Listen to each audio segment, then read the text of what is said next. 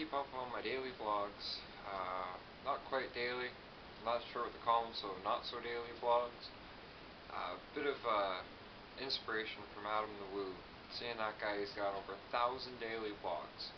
He doesn't miss a day, no matter what it's about, even if it's just wanting to say thank you for giving him support and watching. And you're welcome if you ever watch any of my videos. Adam, you're actually an inspiration for us who make videos to want to try and make our videos better, more flashy and important. So the subject of today's video, I keep seeing things come across Facebook, and I don't Twitter, I'm not a twit. So any of those other social medias, I mainly just stick to Facebook, and what I get through emails from signing up, reading different newsletters, responding to different things. I love physics myself. I wish I could have went further with it out of high school, but I did not have the financial backing. Instead, I took a computer service technician's course, and like a few other people in that, the course ended up shutting down before anybody finished their second term of it. A lot of our OSAP, which is our student loans for you not Canadians who don't know about that, or not Ontarians, whatever. So the likelihood of me getting more money to go to more post-secondary education and do what I'd love to be doing, if you know what this is, I would love to be working there, especially with what they're talking about now. The physicists and scientists are looking for proof positive of possible parallel dimensions, alternative universes, or the whole multiverse theory.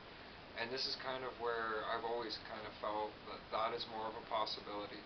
Example, I don't per se believe in ghosts.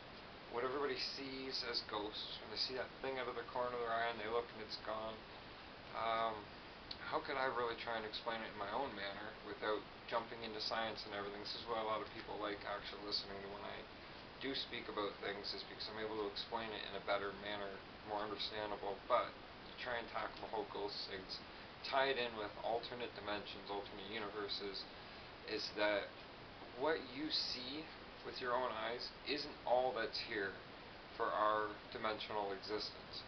There's a lot more that your eyes don't pick up. And for a great example of this, think of sound. Okay, we're going to use sound, but in comparison to how you see. So I know sound waves and photons entering your eyes are two completely different fields of study and subject, but just to kind of give you the relation between what I'm trying to convey here, what I'm trying to spit out. And I'm going to try and do this unedited, so you're going to hear it as it tries to come out. Okay? Bear with me. When you hear things, you hear them at different frequencies. If you take an oscilloscope, just an audio oscilloscope, allows you to see the sine wave of, I guess it would be the audio signal you're doing. If you can whistle a solid, steady tone, so it'll come up like that. One sec. I think I actually have something on my phone to help me show this. Everybody always gets these useless apps and everything. You don't realize these little smartphones, when they decide they want to work, and I've got a vlog about that for another day, but these are great little tools. And for example, if it wants to work, it's stuck frozen on my startup screen. That's my beautiful daughter, Artemis Meredith Granada Eskrid, little Miss Moon Goddess. Okay, oscilloscope. Well, this is firing up.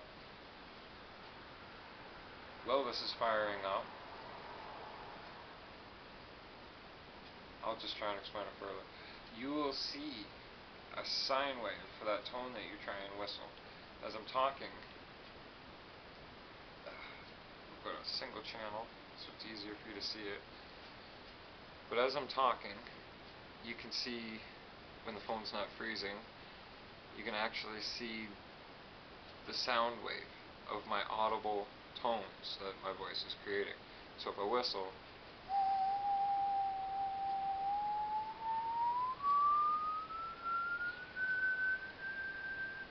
you see that tone changing, getting into a tighter and tighter and tighter sine wave, and even past the point where your ears stop hearing it, that pitch could keep going up and up and up. Say if you had a tone generator creating it, past where you recognize it with your ears. And the same is for the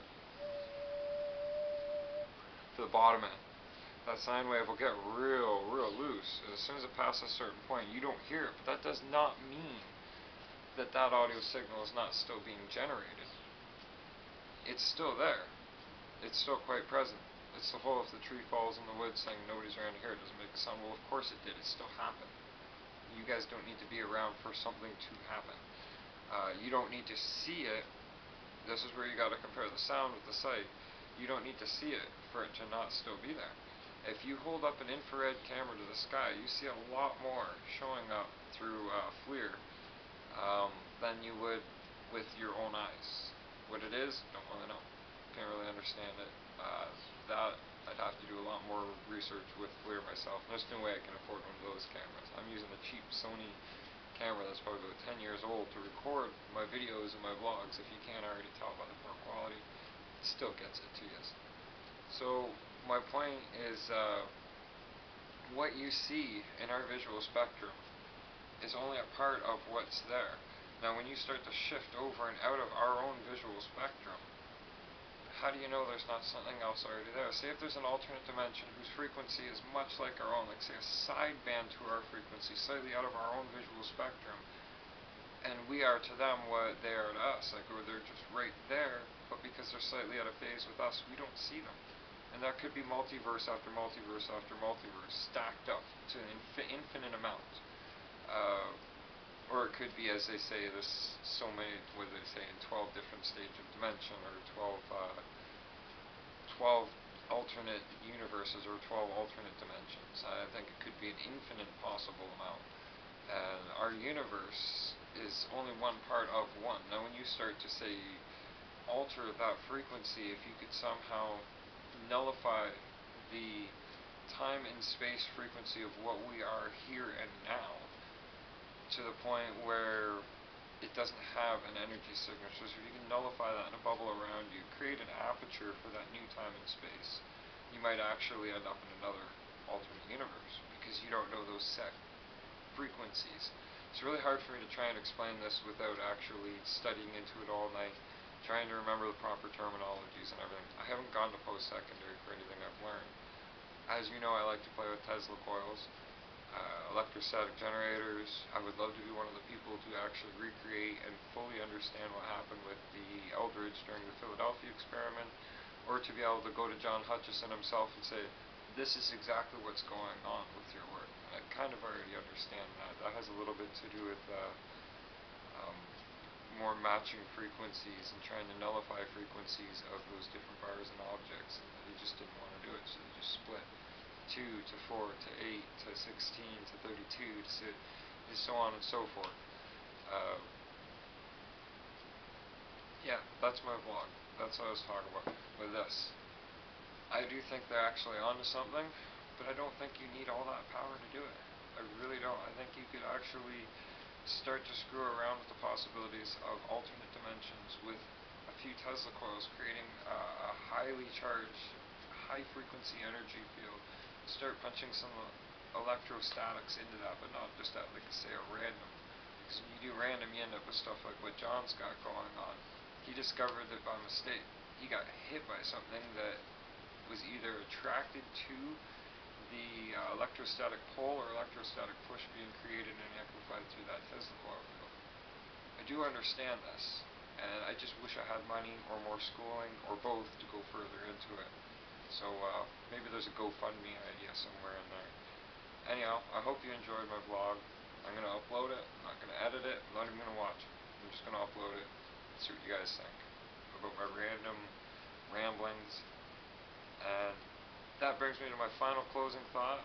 It's come to my attention that there are other random Andrews out there on YouTube. But understand, within time, I shall have the most videos. Hopefully I'll get some more subscribers. I am Random Andrew. I am so random. Look at my videos. Look at my Mad Science channel. Just type MADD space science with some exclamation marks behind it, and it'll show up. It's like a yellow background. It says Mad Science at Work or something like that. That's my other channel. You can see a lot of my scientific experiments, or somewhat scientific experiments. Anyhow, hope you enjoyed. Please click the like button, the share button. If you aren't already subscribed, click that, and if you are, you. More subscribers, the better. You guys are my outreach to the world, I suppose. Have a good night.